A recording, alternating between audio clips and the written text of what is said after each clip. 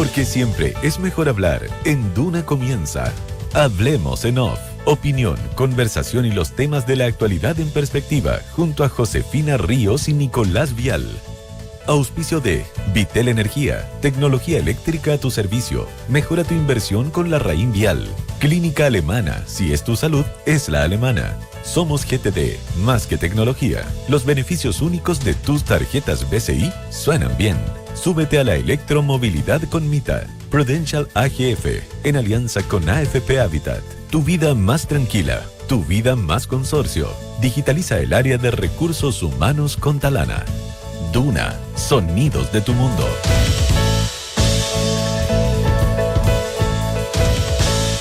8 de la mañana, 4 minutos, viernes 21 de febrero de 2025. Buenos días, bienvenidos a una nueva edición de Hablemos en Off. Nicolás Vergara, ¿cómo estás tú? No sé, porque yo soy Nicolás Vial. Nicolás no sé cómo estará el Nico, me imagino que muy bien en sus vacaciones. Bueno, es que uno se traspapera. Oye, Nicolás Vial, ¿cómo estás tú? Lo hemos pasado tan bien esta semana. Qué feo de mi parte lo que acaba de suceder. No te preocupes, Consuelo Saavedra, que es muy grato. Oye, que te vas a reencontrar con la Consuelo el lunes, digámosle a nuestros auditores que vuelve la Consuelo. Sí, pues no, ya tienen que llegar los titulares. El equipo de verano. Todo tiene su límite. El equipo de verano se empieza a pagar. Tiene fecha de caducidad. Sí, pero tenemos un año muy entretenido en Duna. Tenemos un año muy entretenido en Duna, con cambios de horario. Cambios de horario, sí. Nada personal a las 6 de la tarde. A las 6 de la tarde. Primero el aire fresco con el polo a las 5 de la tarde, de 5 a 6. Después viene el nada personal, con quien les habla y Matías del Río. De 6 a 7 y de 7 a 7 y media, Terapia Chilensis, con nada más con Incorporación Nueva, sí, con Isabela Ninat y Arturo Fonten y los distintos invitados y panelistas, así que un cambio de horario para refrescar las tardes de todos ustedes. Ahora en Duna pasó el dato, sigue a la una. Sí, con el resumen noticioso de sí, no, para que no haya confusión. Ya la hablemos, sigue a la misma hora. Sí, la información privilegiada a la unidad. Hasta nuevo aviso. Hasta que nos digan los jefes. Hasta que nos digan cualquier otra Pasados cosa. Los datos de utilidad pública. Sí, pasaron datos de unidad de utilidad pública. Siguen las esquirlas, se podría decir, de la noticia que conocimos hace algunos días respecto a la transferencia de 1.500 millones de dólares. ¿Te hago una pregunta? Sí. ¿Qué te pareció ayer la conferencia de prensa, si la viste, de Mario Marcel con la directora presupuestaria? No la vi entera, vi un pedacito, o por lo menos la leí completa. Extractos, sí, eso. Me pareció, fíjate, me pareció bien, me pareció muy Marcel la conferencia de prensa. Es que eso te iba a decir, porque la veas o la leas, está Marcel, está Hacienda, y creo que destaco eso en términos de que estás con una...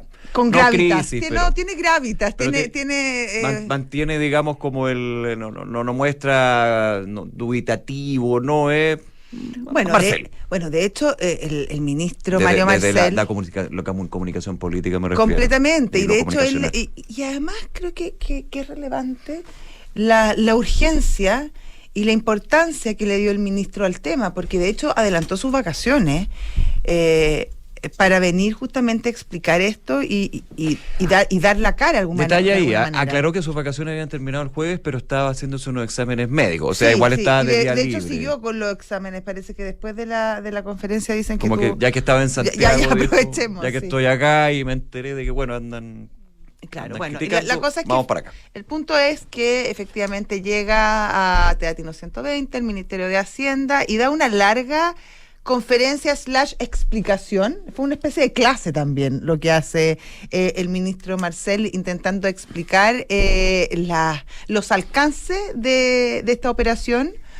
Muy en la línea de lo que se había explicado antes. Muy en la línea de lo que Pero bueno, hay un discurso del gobierno y una explicación del gobierno que no puede cambiar tanto, porque si no da suspicacia. Y con otro peso, diría yo. Yo creo que, como te digo, el ministro Marcel tiene un peso específico y un cierto estatus que obviamente que le da al carácter de sus palabras un peso distinto que el que podría tener otro ministro o otra autoridad del gobierno. Y en ese sentido le explica que esta es una operación completamente legal. Eso se ha dicho en innumerables veces y creo que no hay mucha duda. No hay mucha duda. La al Contraloría respecto. tiene una investigación por oficio. Pero y la Contraloría, evidentemente- la investigación sobre todo es por el tema de la descapitalización de Corfo.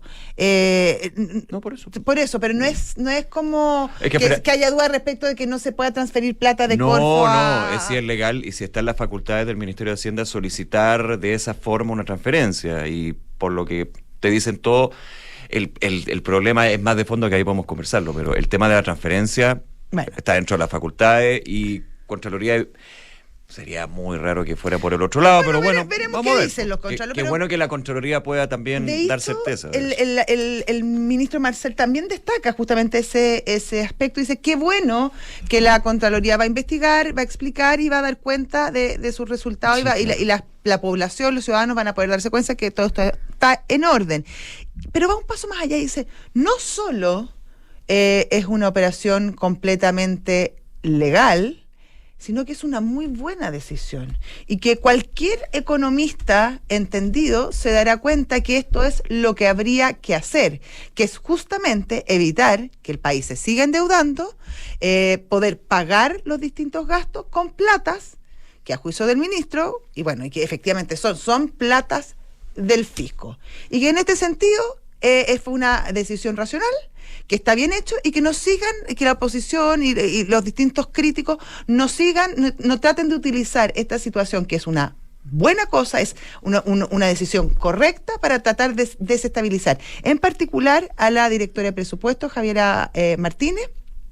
Y dice, la quieren echar por hacer lo correcto. Se está pidiendo su salida por hacer lo correcto, Sí. dice, con respecto a las solicitudes que hace parte de la oposición, o gran parte de la oposición, no desde ahora, sino desde antes, desde una serie De decisiones, claro. de decisiones, de cálculos, de ajustes o reajustes que se tuvieron que hacer, por ejemplo, durante la discusión de la ley del proyecto de ley de presupuesto. Errores y equivocaciones, digámoslo francamente, también. Claro, y ese es el tema. A ver, porque yo creo que ya a estas alturas del partido sobre este reportaje de Clinic, sobre los traspasos de Corfo, también ayer comentábamos en la mañana un comunicado de la corporación al respecto, hay que dividir en dos. Lo que son las transferencias, ayer se concentra en las transferencias del ministro Marcel junto a la directora de presupuesto. Ahí los periodistas también van a otro tema que me parece muy relevante. ¿Hacia dónde fueron las plata? Claro. Sigue la misma línea argumentativa, que esas plata, lo voy a decir muy pedestremente hablando, llegan al presupuesto, y ese presupuesto, las plata, no se puede hacer una trazabilidad directa porque finalmente se gastan en las partidas de educación, salud, en lo que son los gastos del Estado. Entonces tampoco uno podría decir los 1.500 millones de dólares fueron al programa, claro, 200 millones a... Claro. Lo que se ha hablado y lo que a que... uno le gustaría así saberlo. Ya, yo creo que ahí también hay una pega que se podría dar desde la DIPRES. Sí. Que esos datos están. Lo que pasa es que, claro, ayer se le preguntaba de hecho se le preguntaba al ministro de Hacienda, un periodista, me acuerdo, le decía, oiga, pero esta información, ¿qué ha pasado con la transparencia? Lo hablamos también, en términos de la operación que hacía la solicitud de Hacienda con la DIPRES. El ministro dijo, no, pero eso está al acceso a público. Sí, pero ojo, porque cuando hablamos de la transparencia y que toda esta información está de libre acceso al público, no cualquier persona puede llegar a las actas del Consejo Directivo de Corfo. O sea, y eso no solamente por Corfo, sino por distintas reparticiones públicas. Hay que tomarse su tiempo, no es solamente entrar por la página web, el home principal. No. O sea, hay cuando un hablamos trabajo. de transparencia, sí, está al acceso al público, podrías llegar, pero hay que tener un poquito también de maestría y de... Claro, bueno, no seamos tan mañosos, no era tan fácil. La pega que la sociedad le encarga al periodismo en ese caso, y por eso encantado de hacerlo, digamos. Pero bueno, ese es otro tema. Pero ahora sí, está acceso público, pero transparencia, ahí hay un tema ya más general. Eso por el lado de la transferencia de Corfo. El tema que está en discusión es por qué se llega a esto. Lo conversamos el día de ayer. ¿Por qué se tiene que llegar a usar los recursos extraordinarios del litio? Que en algún minuto el presidente Boric, cuando presentaba la Estrategia Nacional del Litio, apuntaba a que esos excedentes que se fueran a dar se iban a reinvertir estaba viendo una cuña de hecho que estaban recordando en Twitter, en tecnología, en capital humano, en innovación. Ya, no hizo un compromiso firmado de que eso iba a ser. Aquí lo que se está haciendo es que ante la necesidad de resguardar el equilibrio fiscal. Claro, no seguir endeudándose, no seguir aumentando la carga en intereses. Que porque ayer Marcelo que tiene un punto. Marcelo lo hace bien claro, o sea, teníamos dos opciones, es como en una casa, pedir un crédito, endeudarme más con un crédito a tantos años, o aprovechar esos excedentes, esa plata que tenía guardada para poder mantener. Ahora, hay una tercera opción, gastar menos. Pero es que para los gobiernos gastar menos es súper difícil. No, pero sí es súper difícil, pero eso es lo que ahora... Eficiencia del gasto, recordemos, pero eficiencia del gasto, aquí yo no quiero hacer una defensa y todo lo contrario, de hecho creo que hay un tema bastante de fondo y preocupante, lo comentan los economistas, lo analizamos el día de ayer. Si las cuentas no te están dando, si no te llegan a dar después, es súper complicado. Porque inversión, ya ayer me decían, ojo, la inversión, como no hay inversión, pero como no hay una inversión pujante, porque el gobierno destaca cuando hay, hay proyectos de inversión, pero no los que se harían para alguna manera llegar a un crecimiento que te sostenga esta situación de aquí a los próximos años. Bueno, y no es de alarmista. Sí, a ver, exactamente. Ahora, yo creo que, y poniendo la analogía a una casa, está bien endeudarte un mes y pedir un crédito, está bien endeudarte otro mes y no quiero seguir endeudando, entonces voy a vender la mesa a la abuela, está bien, ok. Lo que pasa es que eso no puede ser per se. Y ese es, por ejemplo, el consejo y la sugerencia que está haciendo el propio Consejo Fiscal Autónomo, que se reunió y sacó una declaración bien fuerte. Ayer en la tarde. Ayer en la tarde, mediodía, más o menos, justamente respecto al ajuste que debe realizar el gobierno en términos de gasto. El Consejo Fiscal Autónomo reconoce que efectivamente siempre hay una diferencia respecto a lo que uno cree que va a gastar, lo que uno cree que va a entrar, pero la verdad... Normal, eso no, eso siempre eso es habitual, o sea, pero en no el somos Escandinavia. Claro, y en Escandinavia también. También pasará acá, probablemente menos. Bueno, el punto es que la diferencia de este año, o sea, el año pasado al 2024, es muy por sobre el promedio desde el 2002 al 2023. Y eso... hay que estar atento y hay que tomar cartas sobre el asunto. Y eso es lo que le pide el Consejo Fiscal Autónomo y le dice al gobierno, con un ajuste de un 0,2 no alcanza. Claro. El ajuste de este año debiera ser de al menos un 0,5% del PIB. Y eso se traduce en más o menos 1.500 millones de dólares. Ese debiera ser la senda. Así que vea usted por dónde lo hace, pero este consejo que es autónomo y que está preocupado de las finanzas del país, esta es finalmente el consejo que le da. Y volvemos a lo mismo, son las mismas caras, o sea, son distintas caras de un mismo problema, que es que estamos gastando más de lo que tenemos, de que no hay plata en el país. Y que esto por mientras podemos quizás mantenerlo, pero que pensar que esta situación se va a superar creciendo al 2%, que es nuestro crecimiento de PIB potencial, según el Banco Central, es ilusorio. Esto no va a cambiar en la medida que no haya más crecimiento, y para que haya más crecimiento tiene que haber más inversión, y con esto generar los recursos que el país necesita para por fin algún día tener la meta de llegar al desarrollo, porque ahora ni siquiera, antes teníamos la meta, ¿te acuerdas que antes decíamos, no, el 2017, el 2025, ahora ni siquiera hay una meta respecto a cuánto podríamos alcanzar estos niveles. Y eso es lo preocupante. Eso es lo preocupante. El Consejo Fiscal Autónomo, solo para cerrar y el otro tema, no se refiere al tema de transferencias banco-estado, pero obviamente es muy coincidente cuando se destapa, no digo se destapa, pero cuando se conoce esta información y días después aparece el Consejo Fiscal Autónomo, que hace una pegada bastante importante. También es bueno reconocer que es bueno que existan ese tipo de instancias autónomas, que son imparciales, que son transversales y que son organismos asesores consultivos y de ojo, cuidado con esto. Ahora, ¿cuánto se toma de lo que dice como recomendaciones? Eso habrá que verlo por parte de quienes toman las decisiones. Eso es un punto. Y segundo, dice que hay que apretarse más. Sí.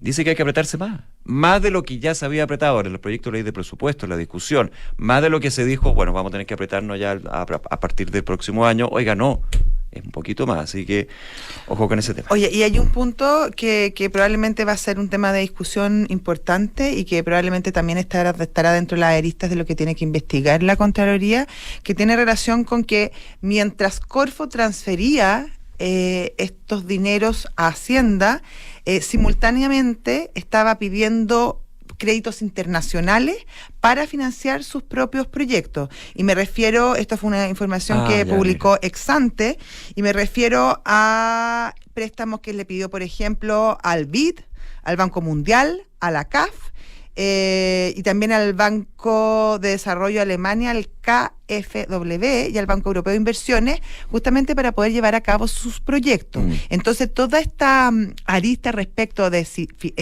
se descapitalizó, se afectó el patrimonio de Corfo o no, es una discusión que obviamente se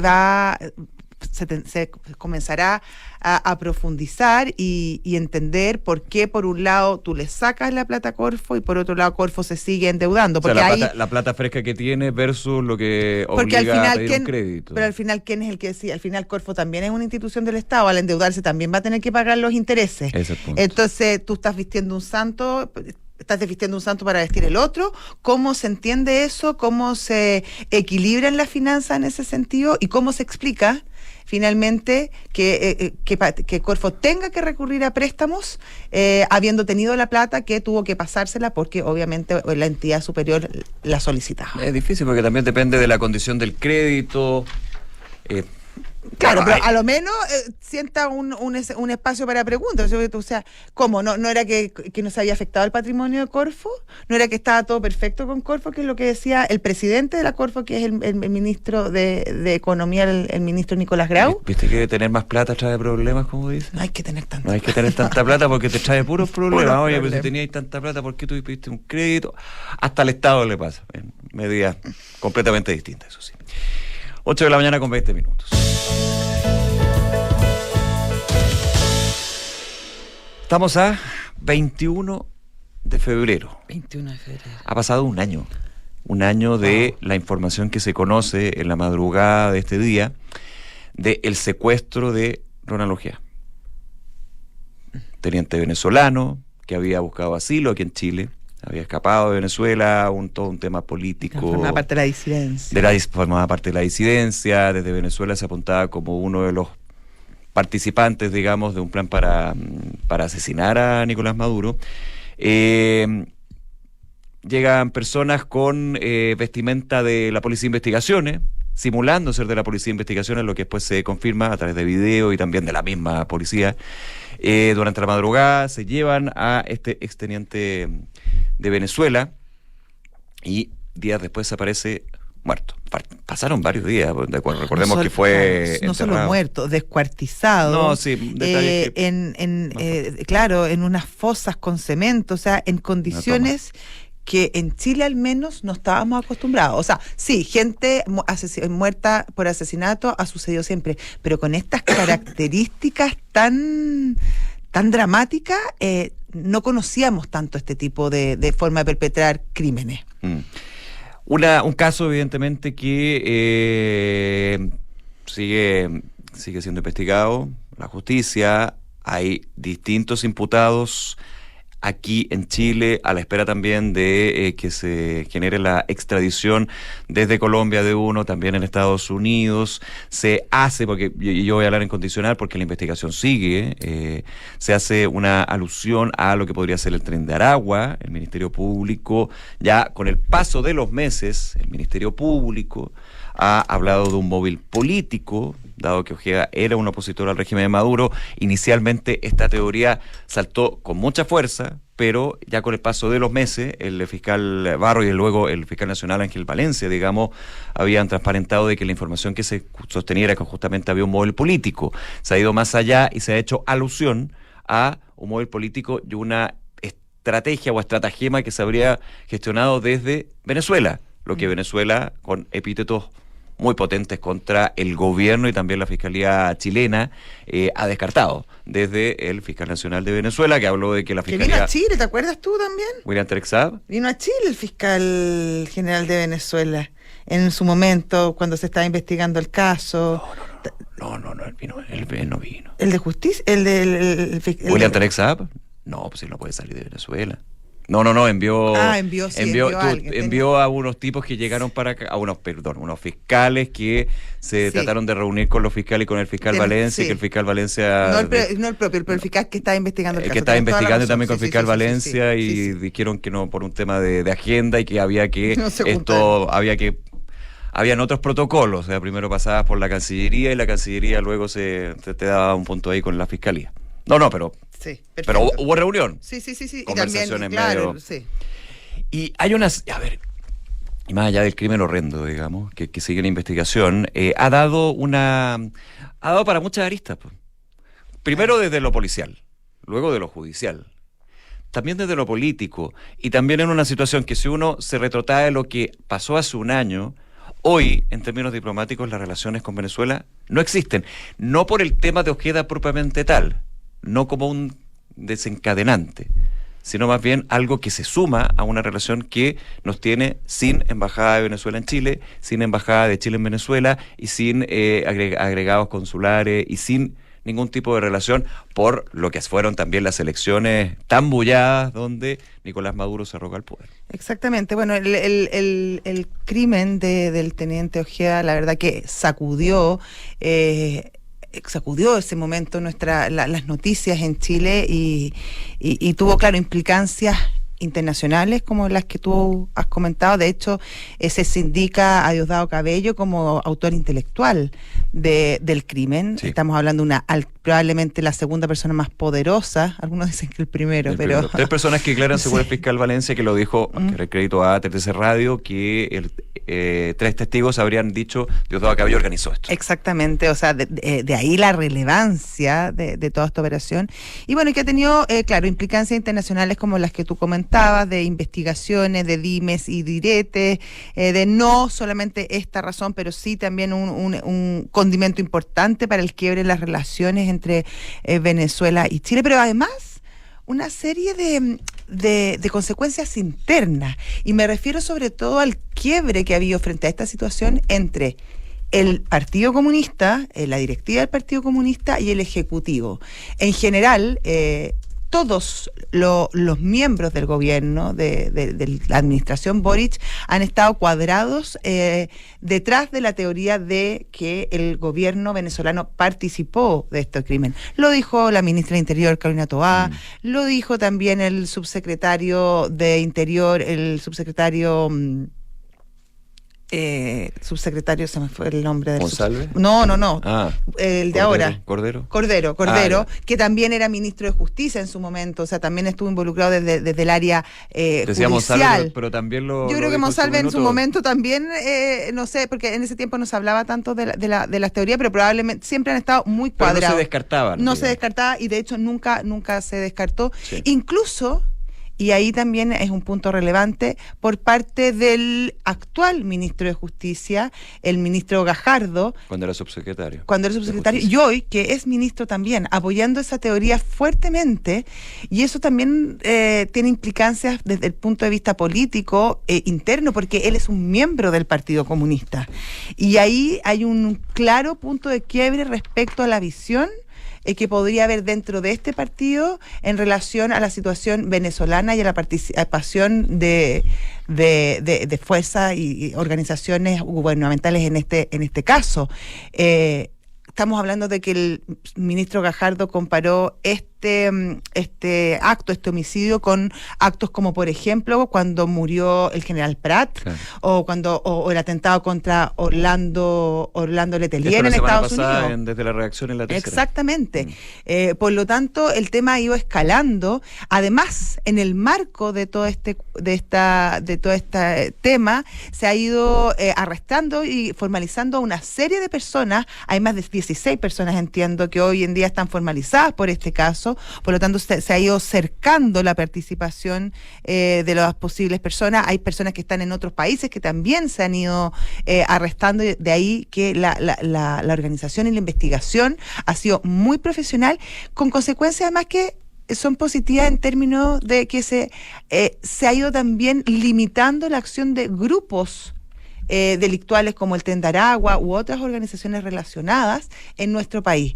Y yo creo que en ese sentido había una acción súper decidida por parte de nuestras autoridades y sobre todo tanto de Ejecutivo como del Ministerio Público, como de las policías, para ir tratando de poner coto a la acción criminal de estos organismos. Claro,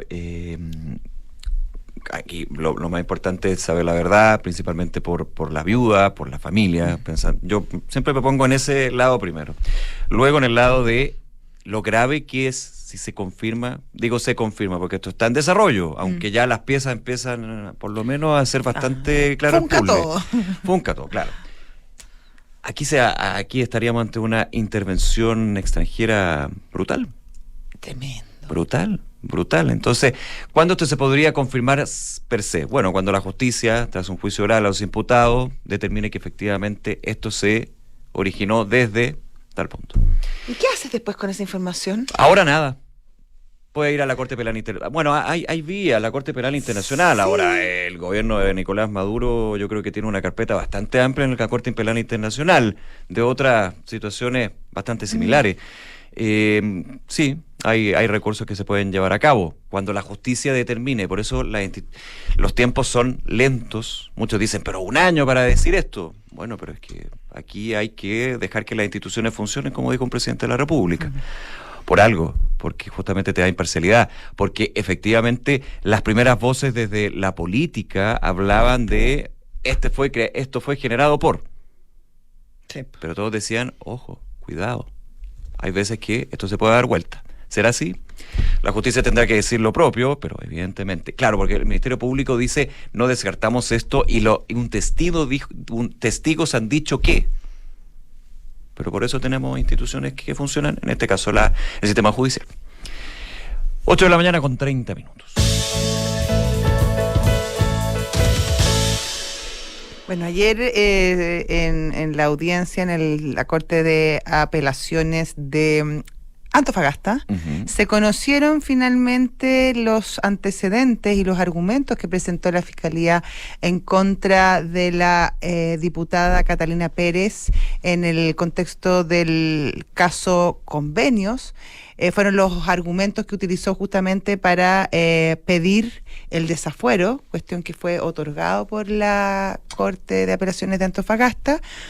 Y bueno, no había mucha novedad, porque esto básicamente era la exposición, claro, la lectura de sentencia, donde, claro, se hace hincapié y se reafirma esta conclusión a la que llega la Corte y llegan los jueces respecto a la participación, no solo como cómplice, sino como autora de Catalina Pérez en la utilización, en la organización y luego recepción de estos dineros por parte del Estado para fines distintos a los que se pedían, sobre todo con fines más bien político. Esta sentencia obviamente puede ser apelada, va a ser apelada, de hecho, tiene 5 días la diputada para presentar un recurso ante la Corte Suprema. Habrá que esperar la resolución del máximo tribunal, pero por mientras se vuelve a levantar esta polémica, dado que ya no es la única, son 4 o 5, es Ojeda. O sea, está Ojeda, prisión preventiva, Pulgar, el último, prisión preventiva, por casos distintos. Sí. La Catalina diputada Pérez está desaforada, y en su minuto la diputada María Luisa Cordero, pero que ya no está desaforada. Claro, esos son los 4 casos de desafuero. Habían otros casos donde estuvieron desaforados por distintas situaciones, y luego cuando termina el juicio, o hay un juicio abreviado, o un arreglo, vuelve el fuero. La discusión acá es, estos diputados que han sido desaforados, porque recordemos además que para que te sea desaforado hay como harta evidencia, no es llegar y desaforar. Y pasar por la Corte de Apelación. Y tiene que pasar por la Corte de Apelación y muchas veces por la ratificación después de la Corte Suprema, y por eso se demoraron tanto también en pedir el desafuero de Catalina Pérez, porque tenían que tener un caso bien constituido, sólido, etcétera. Pero bueno, una vez que son desaforados estos parlamentarios, ¿qué hacer? ¿Se les mantiene o no la dieta parlamentaria? Sabemos que no es poco, sí, más allá pero más allá del monto. Recuerda que sin fuero, porque el fuero es, yo puedo expresar mis opiniones políticas dentro de mi función pública, que es ser parlamentario, y no me pueden juzgar por eso, me pueden quitar el desafuero, y ahí ya estamos hablando de otra cosa. Pero el fuero o no tener el fuero te impide poder ejercer tu labor como diputado, senador o entre otros. Claro, tú no puedes ir a votar. No puedo ir a votar. No, básicamente que... No puedes presentar proyectos. No puedes presentar proyectos, no puedes ir a votar, no puedes presentar, no puedes firmar una interpelación, o sea, todas tus facultades, no puedes iniciar fiscalizaciones, o sea, todos tus deberes y derechos como parlamentario, salvo uno, quedan limitados. ¿Cuál sería el que no queda limitado? Es la recepción de tu dieta parlamentaria, de tu sueldo. Claro. Y ahí comienza la polémica que se levantó en los últimos días, pero que es recurrente, no es primera vez, respecto a la idoneidad o no de que los diputados o los parlamentarios sigan recibiendo estos dineros, aun cuando no están ejerciendo su rol como parlamentarios. Uh-huh. Ahora, uno en la lógica, y porque aquí se hace obviamente, somos diputado, senador o no, somos todos chilenos, chilenas, ciudadanos, seres humanos de este planeta Tierra. Partamos de la base, ya, ok, eso no es discutible. Segundo, como somos todos iguales, o deberíamos ser todos iguales ante la ley, ¿cómo se aplica la ley a una persona que trabaja y no va a su trabajo sin justificación, porque es el punto, sin justificación, lo echan, lo despiden y no le pagan el sueldo, o no le pagan el sueldo durante ese tiempo? Permisos sin goce de sueldo también existen, hay otras formas. Y está establecido en el Código del Trabajo. Ahora, acá hay una justificación.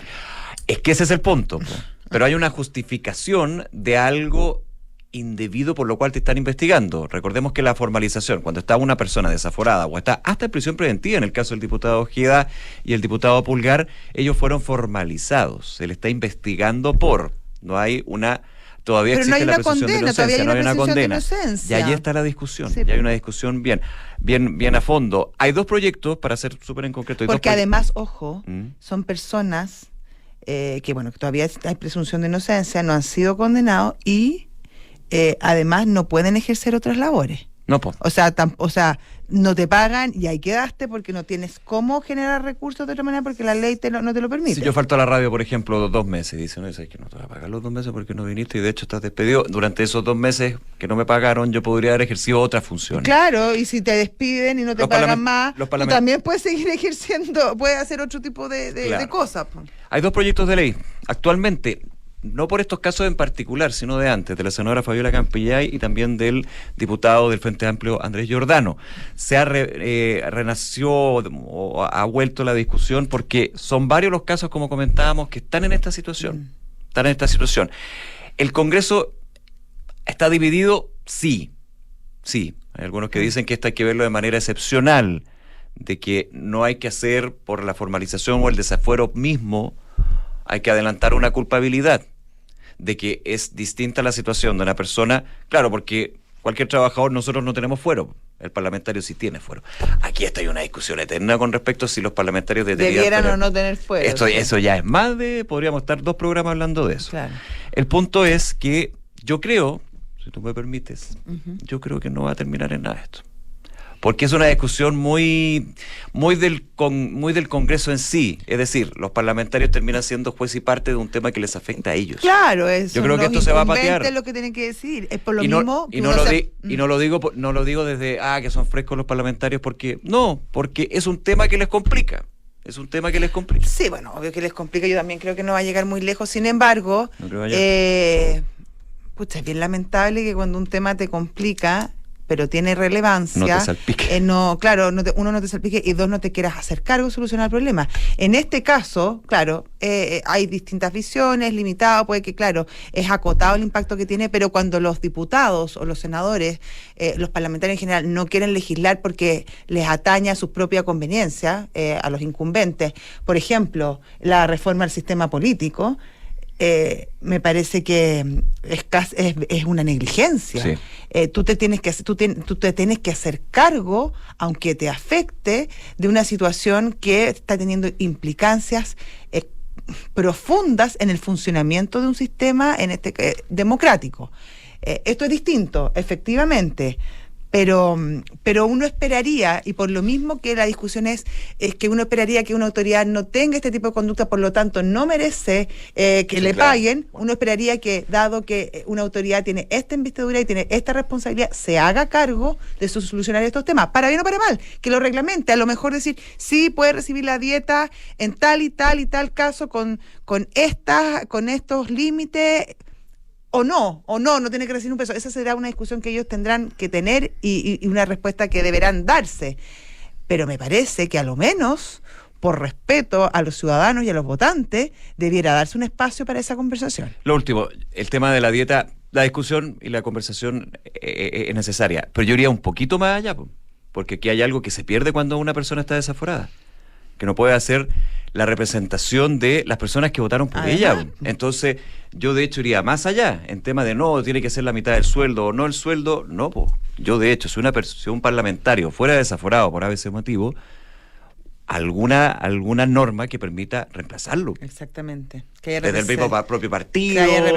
Que haya representación de quienes votaron. Entonces, yo creo que el tema va más allá, es más profundo, pero no es primera vez, qué bueno que se discute. No se creo podría que incluir en la discusión sobre la reforma al sistema político. Anótenlo ahí. Anótenlo. Pendiente. 8 de la mañana, 39 minutos. Este verano, sigue disfrutando con las 3 o 6 cuotas sin interés de tus tarjetas de crédito BCI. En la Raín Vial tienen lo que necesitas para hacer más con tus ahorros. Deja atrás los depósitos y descubre cómo hacerlo con la Raín Vial. En GTD, más que tecnología, miles de kilómetros de fibra óptica y una robusta red de data centers. Conecta a tu hogar y digitaliza tu empresa con la mejor experiencia. GTD, más que tecnología. Llega a Chile Prudential AGF en alianza con AFP Habitat, para que ahora tengas más alternativas de ahorro voluntario para tu pensión con Prudential AGF. Conoce más de esta alianza en prudentialagf.cl.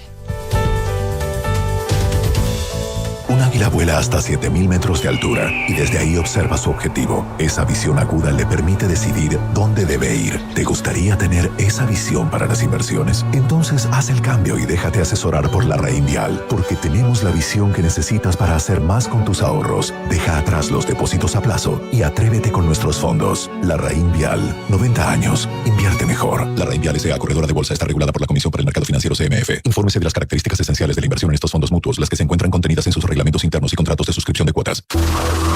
Vitel Energía, especialistas en soluciones eléctricas y de iluminación. Somos líderes en distribución e importación de materiales eléctricos, con más de 40 años participando en los principales proyectos de inversión a lo largo de todo el país. Vitel Energía, soluciones para los sectores de construcción, minería, energía y agroindustria. Contamos con una red logística para entregar tu pedido en todo Chile. Vitel Energía. Visita nuestras tiendas o nuestra página web vitelenergia.com. Viajar a un nuevo destino suena bien, pero hacerlo con beneficios únicos suena mucho mejor. Por eso, con tus tarjetas de crédito BCI Mastercard Black, Visa Signature o Visa Infinite, hoy tienes acceso a más de 1.200 salones VIP en el mundo, comisión del 0% para todas tus compras internacionales y cashback en todas tus compras fuera del país. Suena increíble, ¿cierto? Y lo mejor es que son las únicas tarjetas que te devuelven plata en todas tus compras, porque hoy ser del BCI suena bien. Más información de la promoción en bci.cl. Infórmese sobre la garantía estatal de los depósitos en su banco o en www.cmpchile.cl. Somos GTD, una compañía de tecnología que crece en el mundo. Somos más de 3.000 profesionales trabajando para entregarte la mejor experiencia en tu trabajo y en tu hogar. Somos los que te acompañamos cuando necesitas ayuda, los que te asesoramos en la digitalización de tu empresa, los que nos comprometemos a darte el mejor servicio. Somos el más que logramos cuando estamos juntos. GTD, más que tecnología. En AFP Habitat acompañamos a nuestros afiliados hacia un futuro mejor. Porque somos líderes en APP y Cuenta 2, ofrecemos asesorías personalizadas e innovamos en servicios digitales. Esto nos llevó a ser reconocidos por Mercoempresas como la AFP con mejor reputación corporativa en Chile en 2024, lo que refuerza nuestro compromiso y cercanía. Gracias a cada uno de nuestros colaboradores y afiliados. AFP Habitat, más de 40 años juntos haciendo crecer tus ahorros. Líder en APP y Cuenta 2, Superintendencia de Pensiones, Estadísticas e Informes, enero 2025. Fuente merco.info/cl. En Talana partimos el año con un nuevo ecosistema de gestión de talento, con presencia en 8 países gestionando a más de 600.000 usuarios. Gracias al nuevo ecosistema podrás realizar evaluaciones y mediciones, planes de acción, clima, desarrollo profesional y más. Gestiona y transforma el talento en resultados con nuestros nuevos módulos. Entra a talana.com y conoce más. Talana, tecnología humana.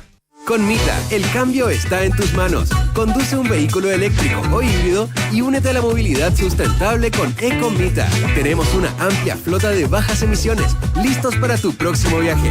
Súmate a la electromovilidad hoy mismo. Descubre más en mita.cl/electromovilidad. Elige tu destino, nosotros te llevamos. Contratar tu SOAP 2025 en consorcio.cl es más rápido, fácil y 100% online. Además, solo por contratar estarás participando por una gift card de 1,5 millones de pesos. Protégete a ti y a tu auto con los expertos en consorcio.cl. El riesgo es cubierto por Consorcio Seguros Generales. Más información en consorcio.cl. Sigue la conversación en los sonidos de tu mundo. Esto es Hablemos en Off en Duna 89.7 FM y Duna.cl.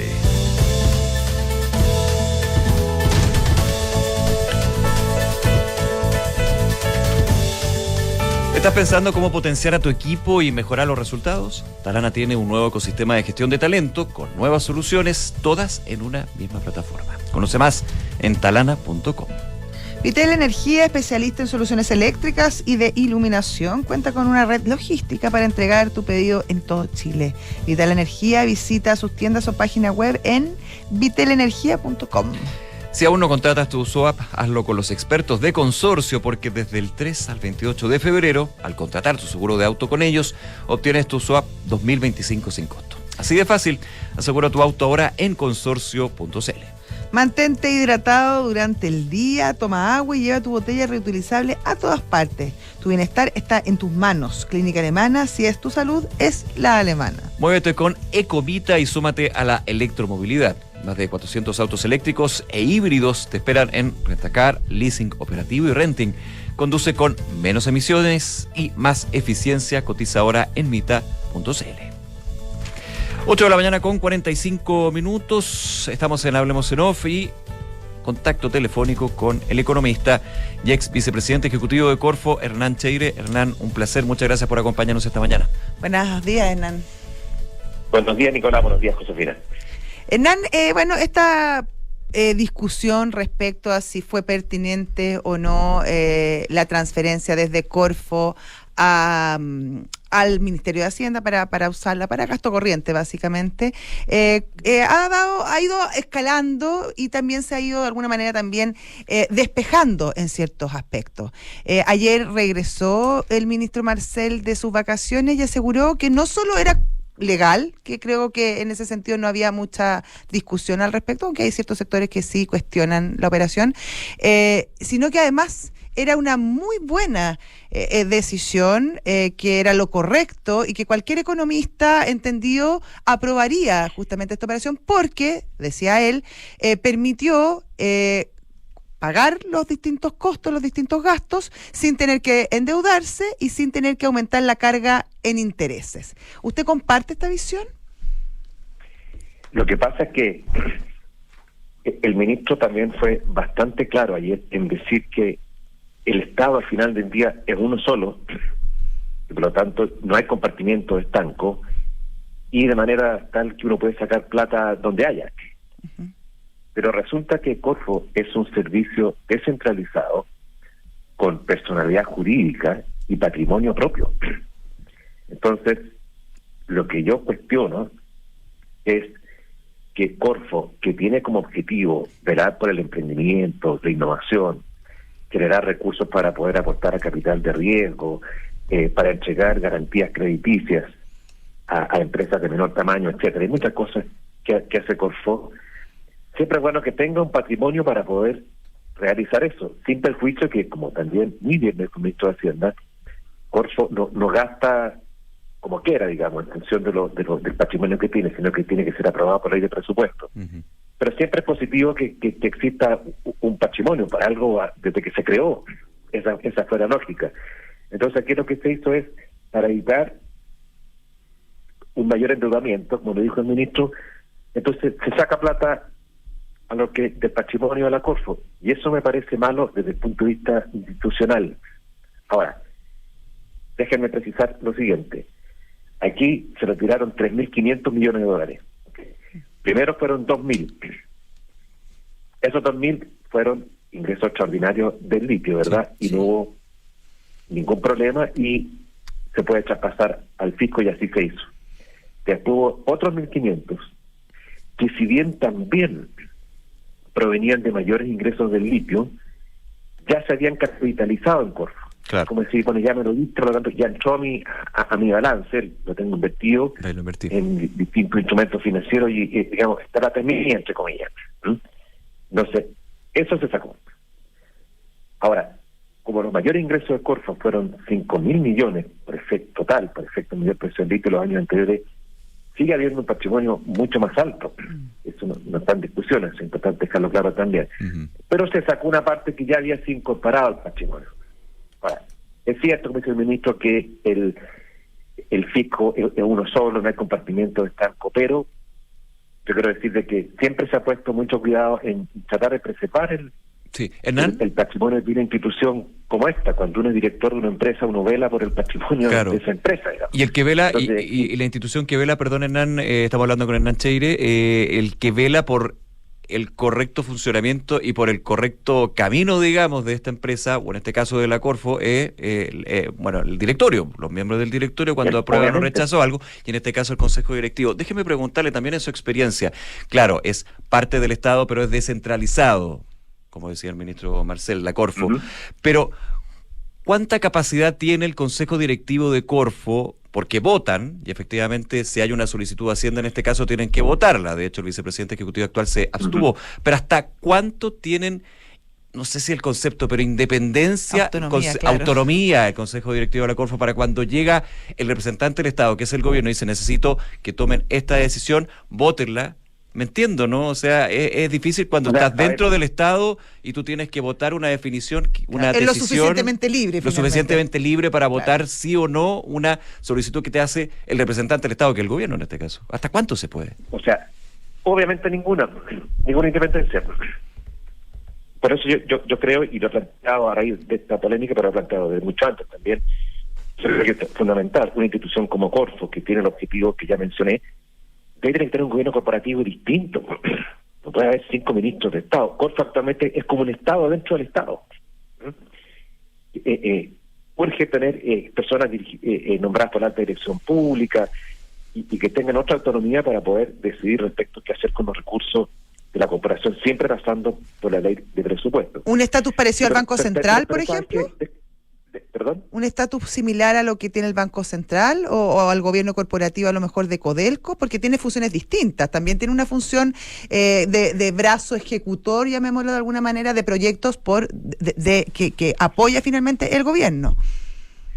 Bueno, por eso hay un proyecto de ley que se está tramitando, que está empezando a tramitarse en el Senado, ya fue aprobado por la Cámara, que crea una agencia de financiamiento para el desarrollo, AFIDE.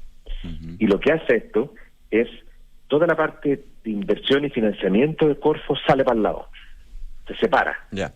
La gerencia de inversión y financiamiento de Corfo se transforma en una sociedad anónima, que va a ser fiscalizada por la CMF, y va a tener clasificación de riesgo, y va a tener un directorio autónomo. Hay ciertos ritos todavía en cómo, en la forma como se van a nombrar, pero la lógica es esa. Pero usted es optimista de que salga eso, de que se den esas modificaciones, porque a ningún gobierno, a ningún representante del Estado, al Estado, desde lo práctico, le convendría eso.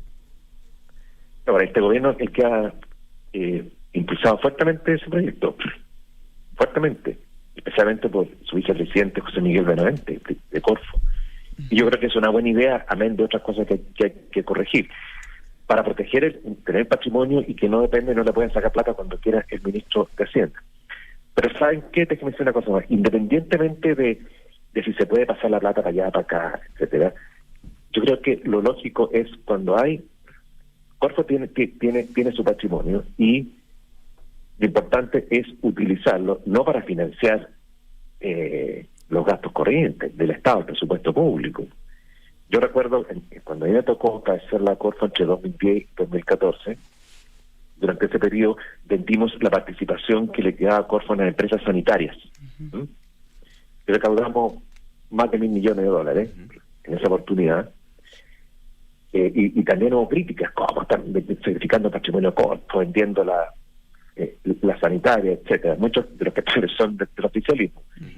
Y bueno, y eso se hizo porque no nos parecía correcto tener, digamos, todos los huevos en el mismo canasto, una cantidad tan importante de recursos solamente en acciones de una sanitaria versus otras opciones que había. Y eso se usó en parte para capitalizar el metro, de una empresa Corfo. Una parte se utilizó para fortalecer el Fondo de Estabilización Económica Social, el FES, y otra parte para fortalecer el propio patrimonio de Corfo y así fortalecer los fondos de garantía, los fondos contra los cuales se entregan garantías crediticias a empresas de menor tamaño. Pero no se usó para financiar gastos corrientes. Claro, gastos sobre la línea, no bajo la línea. Claro. ¿Qué uso le das a los fondos Corfo? Y ahí, efectivamente, ahí salió parte del patrimonio de la Corfo, pero a esos usos, no financiar gasto corriente. Y lo segundo, que a mí lo más importante es, en toda esta discusión, los ingresos extraordinarios del litio, como le indica su nombre, son transitorios, porque fueron extraordinarios, producto de un precio muy alto, que de hecho hoy día está muy por debajo de ese precio. Y como hemos aprendido siempre, y el mismo gobierno lo ha insistido, gastos permanentes se financian con ingresos permanentes. De que lo que se hizo fue utilizar ingresos transitorios, que son los que produjo el litio, para financiar gastos que eran permanentes, que el presupuesto fiscal, en definitiva. Y es donde yo, por eso que he insistido, y creo que hay una mala planificación financiera, que es el origen de todo esto, que es el error que cometió Hacienda en ese minuto, y lo dijo el ministro Marcel ayer. Los ingresos en ese periodo fueron inferiores a los que se habían proyectado, y por lo tanto, para evitar endeudarse, entonces recurren a estos ingresos extraordinarios que se habían obtenido por concepto de mayor precio del litio, es decir, ingresos transitorios.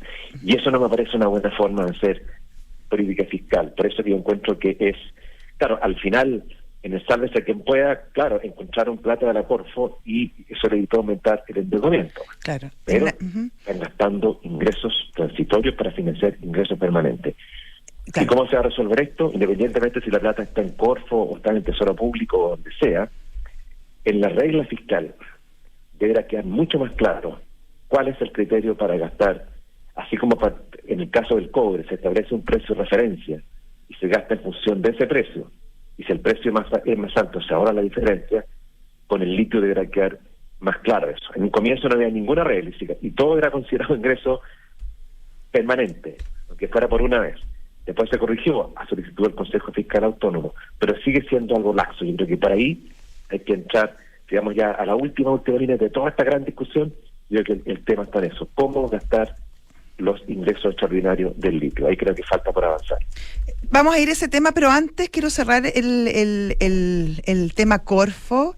Y ahí hay una información que se reveló hoy por parte del diario electrónico Exante, donde aseguran que mientras Corfo transfería dinero justamente a Hacienda, por otro lado estaba pidiendo préstamos por más de $1.000 millones a distintas entidades como el BID, la CAF, el Banco Mundial, el Banco Europeo de Inversiones, etcétera.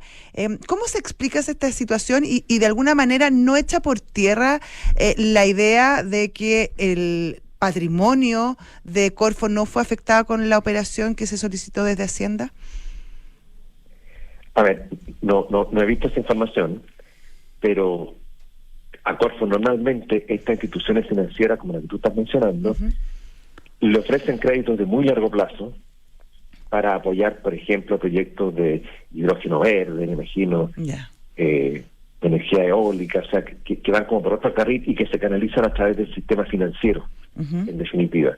O sea, si en la primera mirada yo no lo veo como una cosa fuera la regla, claro. Que Corfo haya tenido que endeudarse para poder... Para el patrimonio propio, digamos, que es distinto a lo que puede ser proyectos o líneas de... condiciones favorables se suele usar, pero le insisto, no conozco esa información, así que es la primera vez que la escucho, que no sabía de eso. Pero no es que se entregan créditos pero no porque Corfo le falte patrimonio, sino que son créditos que Corfo intermedia a través del sistema financiero y que entregan estos organismos internacionales para proyectos que en general cuesta acceder a financiamiento en el sistema bancario tradicional. Hernán Cheire, nos queda 1 minuto, 2 minutos. Quería preguntarle, dentro de esto que usted mencionaba, claro, hay un tema con respecto a la transferencia que solicita Hacienda a Corfo, contra la norma uno entiende hasta allá, a esta altura, no creo que haya mucha discusión.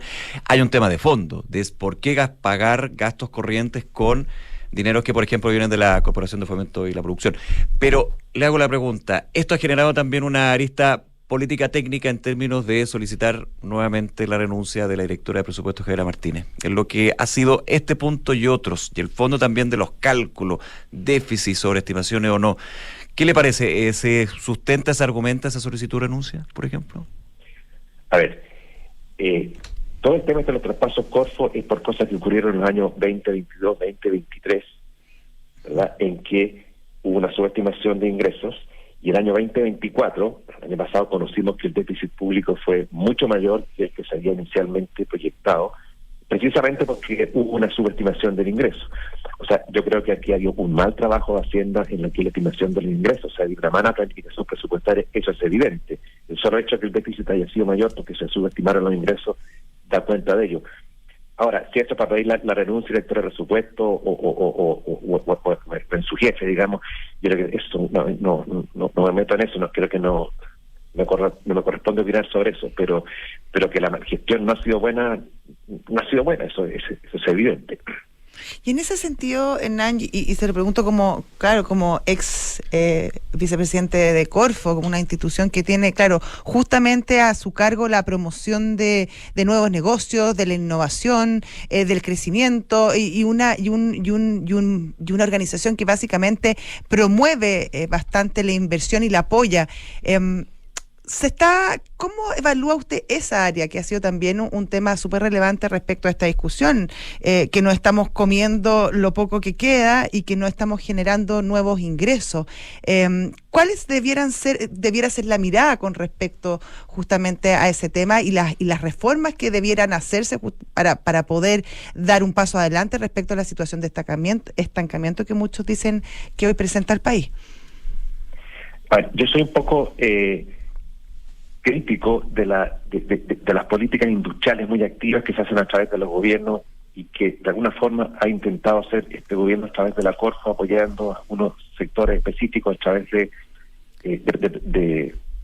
líneas de financiamiento y apoyos especiales. Uh-huh. Y la mejor prueba de ello es que en el caso del hidrógeno verde, por ejemplo, se están destinando una gran cantidad de recursos de Corfo para apoyar estos nuevos proyectos, pero al final del día uno de los primeros que se quería hacer en Punta Arenas, por el tema de los permisos, todavía no parte. Claro.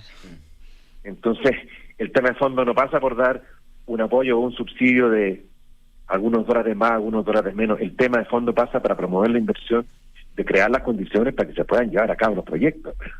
Y en hidrógeno verde hay posibilidades, hay en cobre, en minería en general, en muchos sectores, pero, y el tema lo conocemos, la famosa permisología, ¿verdad? Eso nos tiene muy estancados, más la incertidumbre en materia tributaria. Eso es lo que hay que resolver, más allá que un tema presupuestario y un tema que pesos más o pesos menos para la Corfo. Para mover la aguja realmente se necesita volver a crear las condiciones y una cancha en las cuales los inversionistas estén dispuestos a entrar y así generar nuevos empleos y nuevos proyectos que alimenten el crecimiento del país. Uh-huh. Hernán Cheire, agradecerle nuevamente esta conversación aquí en Hablemos en Off de Radio Duna. Gracias, Hernán, que esté muy bien. Gracias a ustedes. Buen abrazo. Hasta luego, Hernán. Nos vemos. Nos vamos también. Nos vamos y que tengas un buen fin de semana. Sí, pues. Yo vuelvo el lunes. Sí. Sigo de equipo de verano, pero se nos va José Río a sus labores habituales. No, hasta luego. Es un stand-by, pero vuelvo muy pronto, sí. Oye, siempre un placer. Igual, Nos vemos. Que esté muy bien. Buen fin de semana. Chao.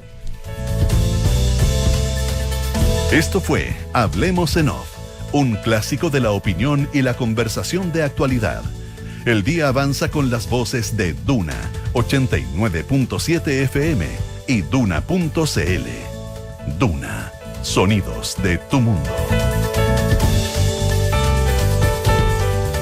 Vamos llegando,